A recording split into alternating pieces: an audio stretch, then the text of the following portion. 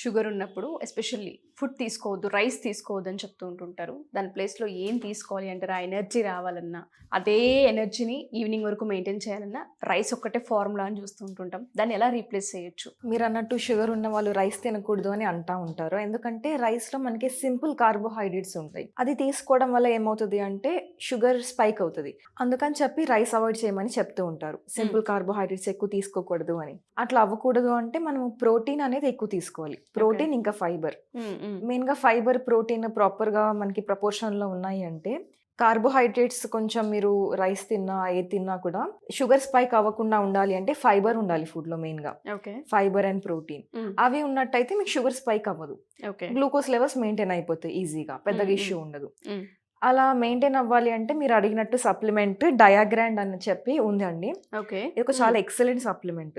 ఎందుకంటే మనకి దీంట్లో 5 ప్రోటీన్ బ్లెండ్ ఉంటుంది. ఒకటి సోయా ప్రోటీన్, ఒకటి వే ప్రోటీన్, కేసీన్, మళ్ళీ green P protein, brown rice protein. అంతేకాకుండా ఫైబర్ కూడా చాలా మంచి క్వాంటిటీస్లో ఉంది డయాగ్రాండ్లో. దానివల్ల మనకి షుగర్ స్పైక్ అవ్వకుండా ఉంటుంది. అంటే ఇన్సులిన్ సెన్సిటివిటీ కూడా ఇంప్రూవ్ చేయడానికి మనకి న్యూట్రియంట్స్ ఉన్నాయి దీంట్లో. దీంట్లో కెమికల్స్ కూడా ఏముండవు. ఎవరైనా యూస్ చేయొచ్చు అంటారా దీన్ని? ఎవరైనా యూస్ చేయొచ్చండి. షుగర్ ఉన్న వాళ్ళు ఎవరైనా యూస్ చేయొచ్చు.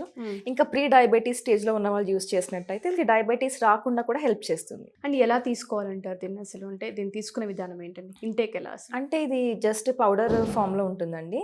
మార్నింగ్ ఉదయాన్నే లేచిన తర్వాత బ్రేక్ఫాస్ట్ చేసిన తర్వాత 1.5 స్కూప్, 1.5 స్కూప్ కంటే కొంచెం ఎక్కువ 120 ml ఆఫ్ వాటర్లో మిక్స్ చేసుకొని తాగేయాలి.